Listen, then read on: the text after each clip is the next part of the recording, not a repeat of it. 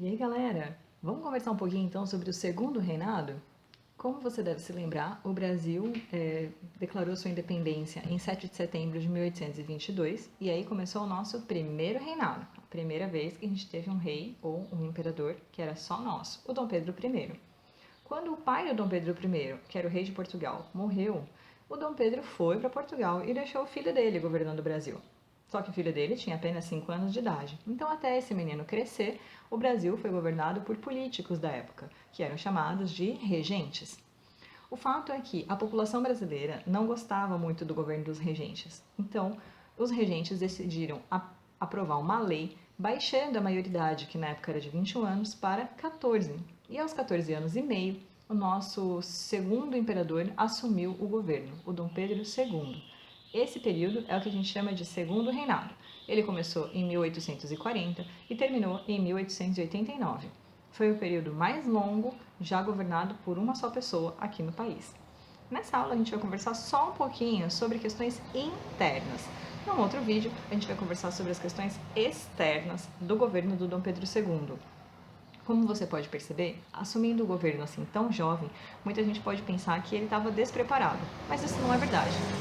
Desde que ele era criança, ele foi treinado para ser um grande governante.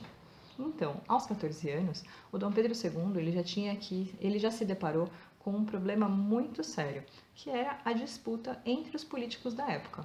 Você deve se lembrar que a gente tinha dois partidos políticos mais importantes, o Partido Conservador e o Partido Liberal.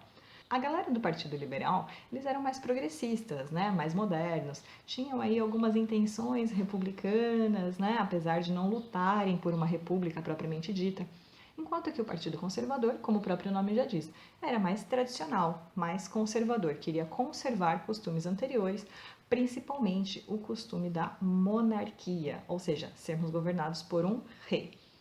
Apesar da gente ter um imperador, a gente tinha três poderes: o poder executivo, que é aquele que executa as leis, o poder legislativo, que é a galera que escreve as leis, e o poder judiciário, a galera que julga se as leis estão sendo colocadas em prática ou não.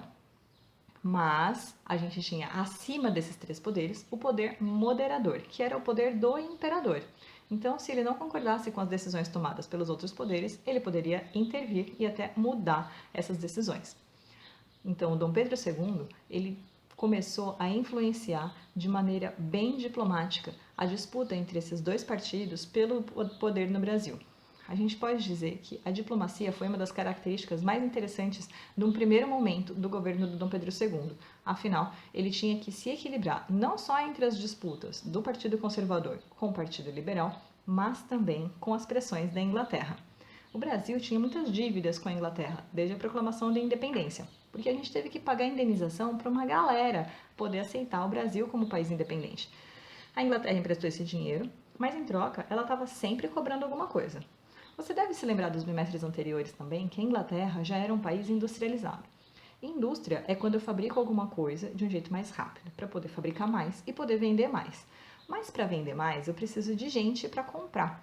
E escravo não tem salário. Ou seja, a Inglaterra começou a fazer uma campanha em todos os países do mundo para abolir a escravidão.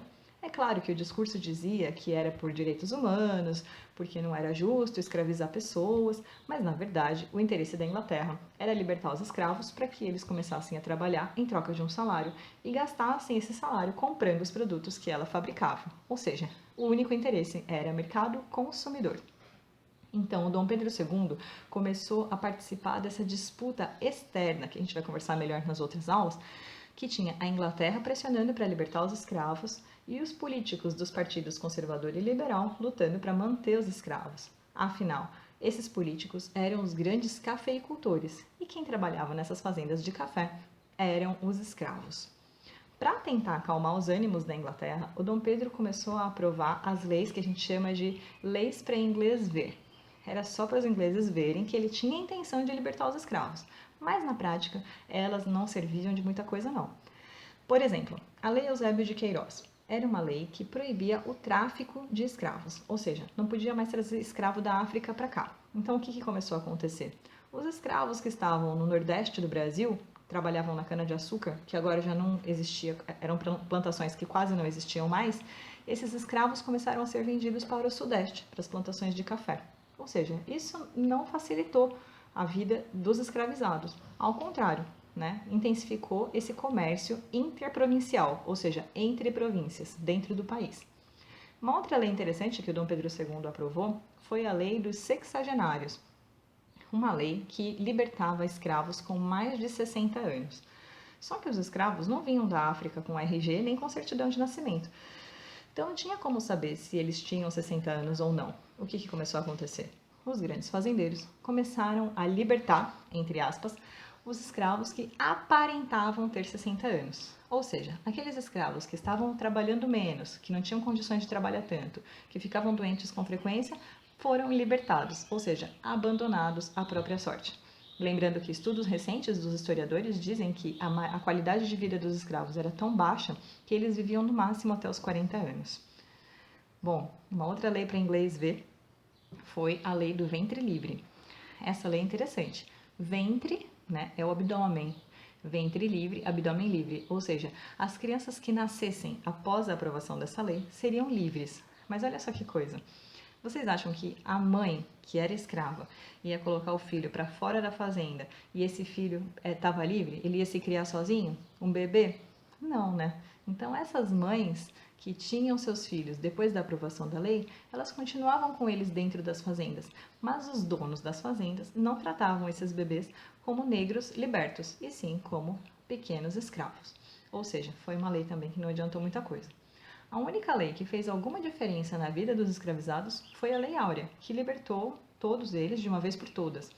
O problema é que, após a Lei Áurea, a gente começou a ter um problema mais sério, que na verdade a gente carrega até hoje, que era o preconceito. Os escravos que haviam sido libertados, eles não conseguiam emprego, como os outros brasileiros. Eles não conseguiam moradia, como os outros brasileiros, e iam ocupar os espaços onde os brasileiros não ocupavam. Por exemplo, os morros. Surgiram aí as primeiras favelas. Mas esse é assunto para um outro vídeo, para uma outra aula. A gente volta a conversar sobre o governo do Dom Pedro II e todos os problemas que ele enfrentou com os nossos países vizinhos, aqui Argentina, Uruguai, Paraguai. Eu espero vocês. Até lá!